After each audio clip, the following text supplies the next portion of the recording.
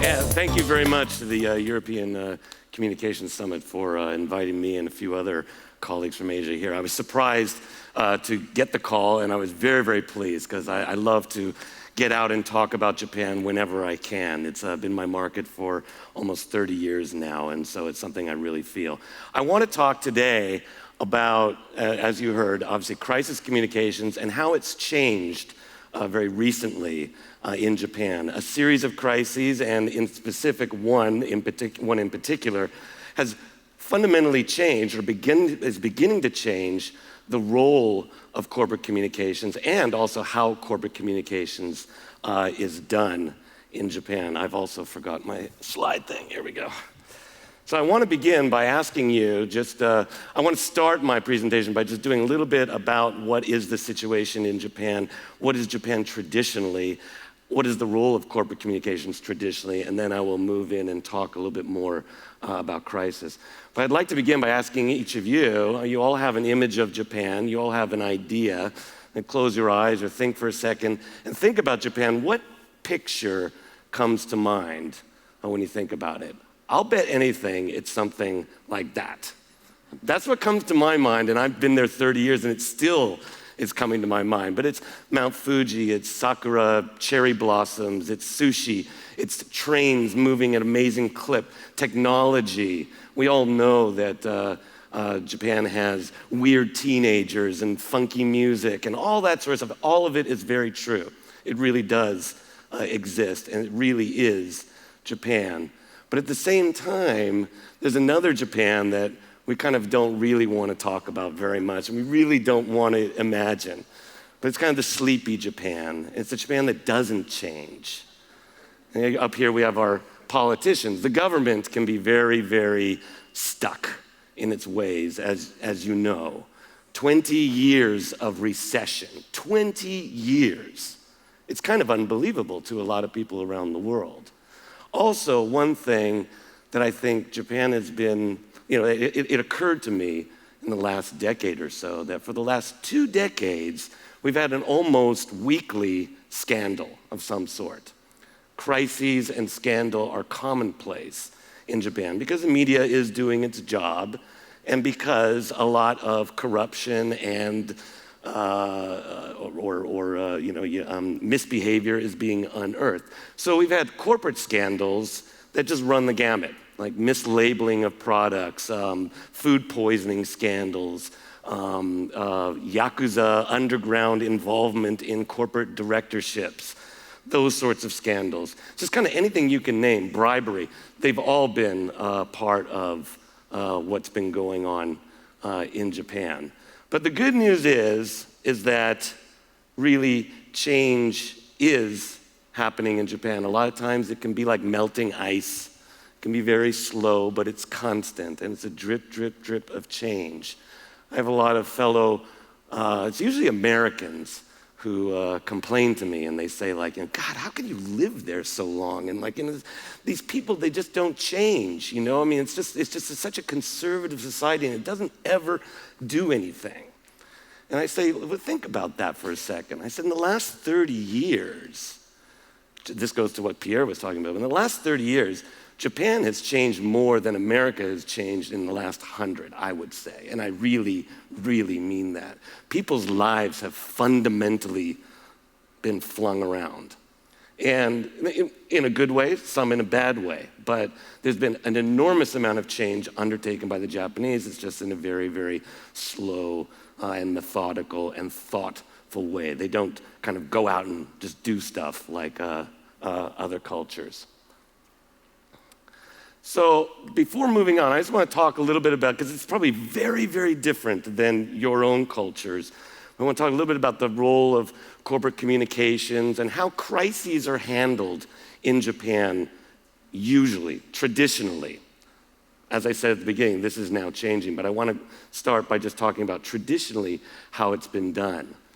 First, I thought about the corporate communications department. Every Japanese corporation has one. Every single one that you can name. There is a corporate communications department, usually called the PR-bu, the PR department.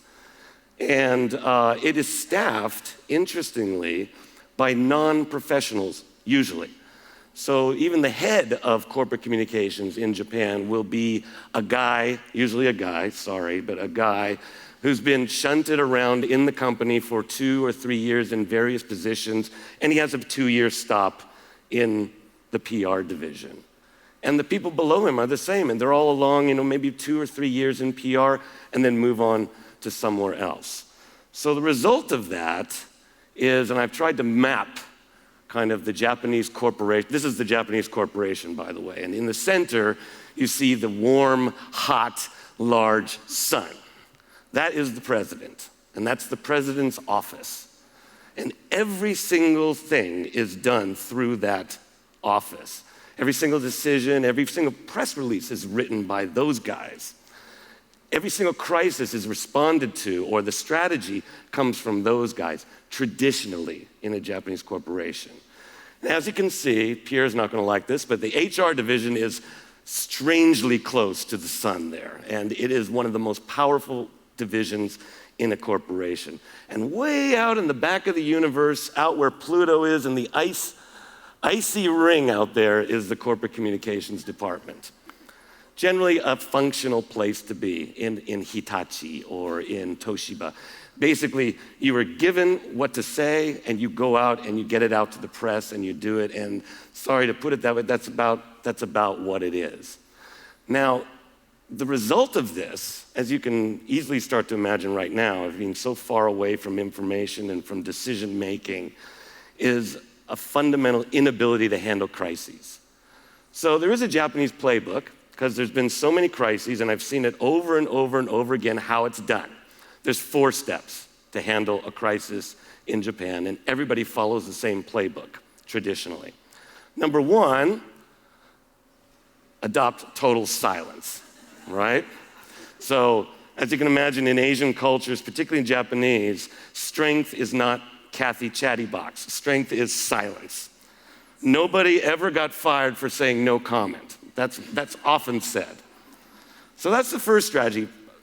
Obviously, it doesn't work, right? And it almost never would work. Because the media does function, and now social media, wow, it really functions. And the foreign press really functions, so the crisis goes on. So we move to strategy number 2, which is just deny everything. Like, we didn't do this, you're totally wrong, you've got the wrong idea, no way, it wasn't us. That probably isn't going to work either. So you move to number 3, which is very powerful in Japan. It's an apology, right? And you maybe the primary actors in the scandal and the crises will apologize. As you know, in Japan, apology is so central to the culture. I've had people come to my house and apologize that their leaves flew into my garden. So it's just really, really important, no joke. But if this doesn't work, then you get out the big guns, and this is so commonplace. It was so easy to find the images on the net. You apologize a ton, and you do it really professionally.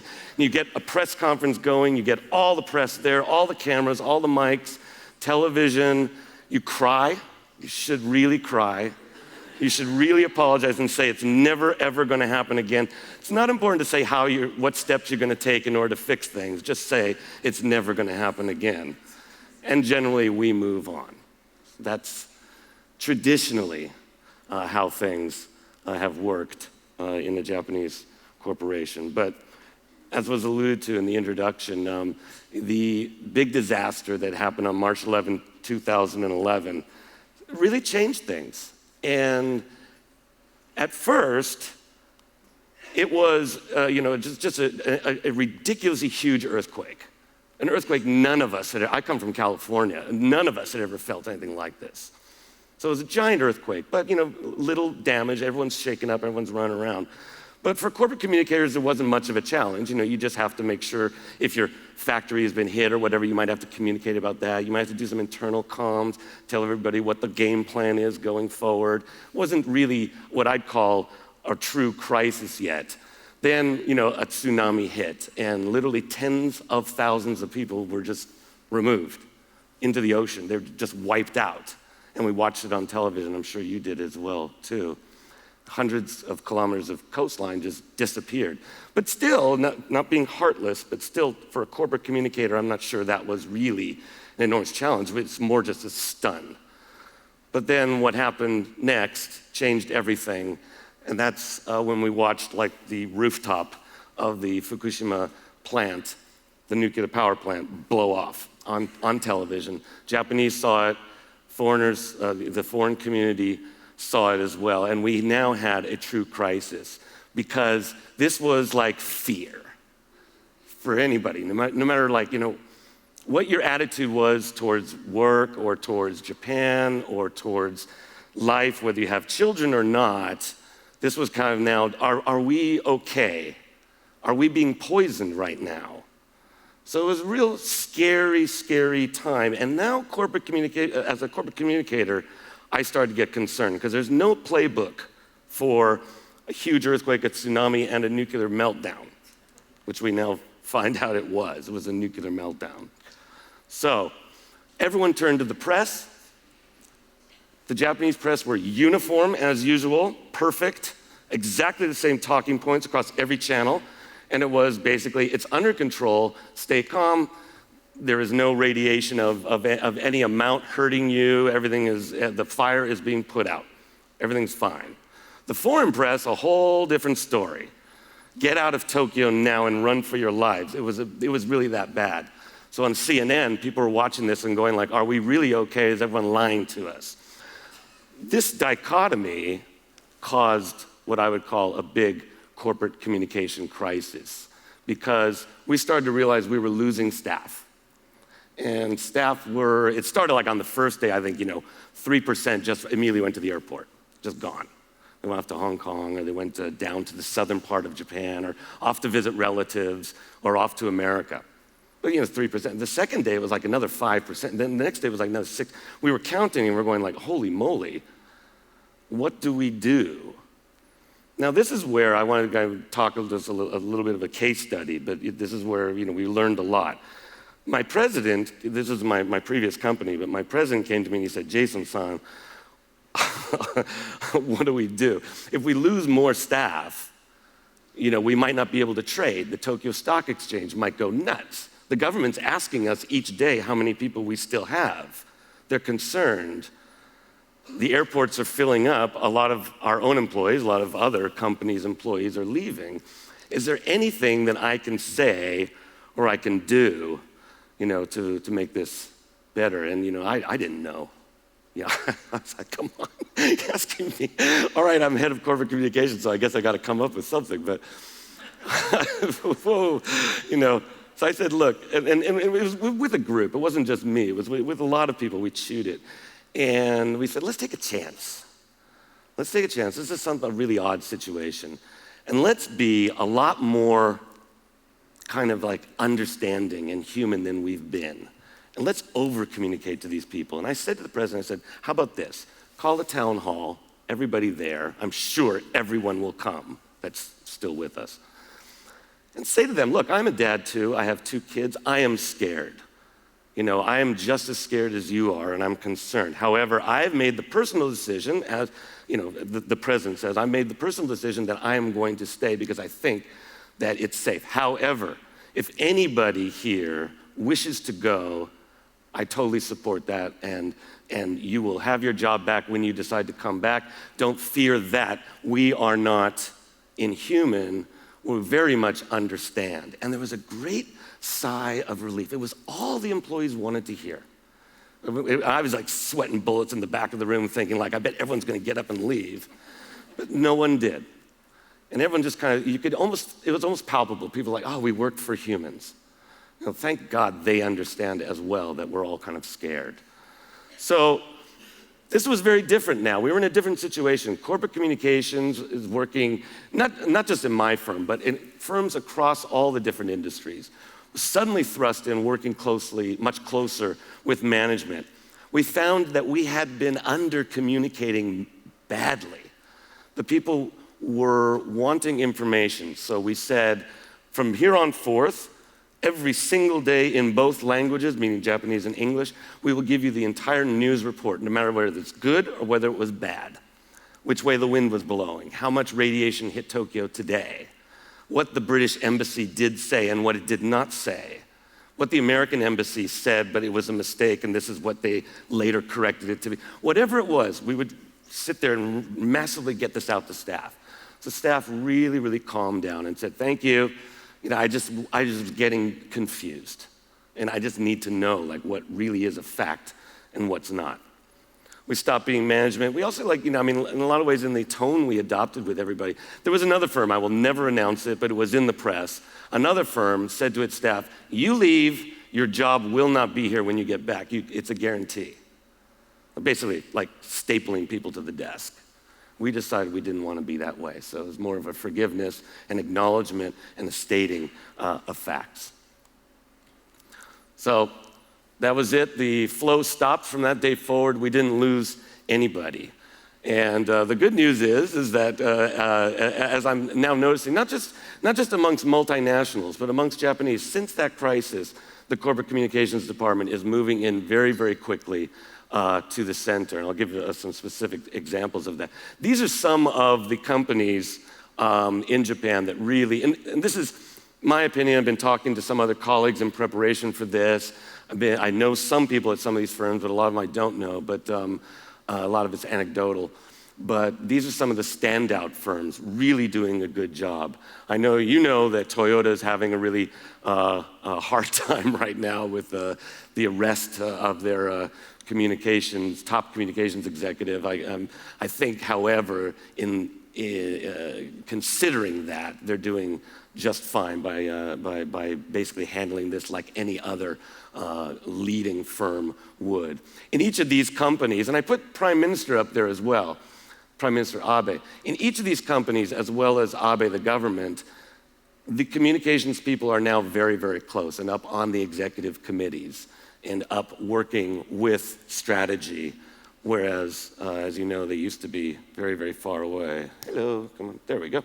So, communications now is recognized as a profession in Japan, much more so than it was. And again, this is amongst the leading companies. It's not the rule across the board, right? But companies like Toyota, like Nissan, like Uniqlo, like TEPCO, which you saw up there, that was the nuclear power utility that had the big crisis in the first place. They now are building in dedicated crisis teams, dedicated staffing, which never, ever, ever happened before. And you can tell by the way Japan has handled things that they did not have those things in the past. Also very interestingly, what's natural to all of us, and this is really unnatural to Japanese, but they're using external advisors now to some extent. And it's really hard for a Japanese company going through a crisis. Usually the wall comes up and nothing gets through, and they turn inward for all of their wisdom and all of their energy and all of their strength, never asking an external advisor, what do you think? That's slowly starting to change. So that is it for my presentation. I hope that was of interest. And anybody who would like to ask me more questions in detail, please do.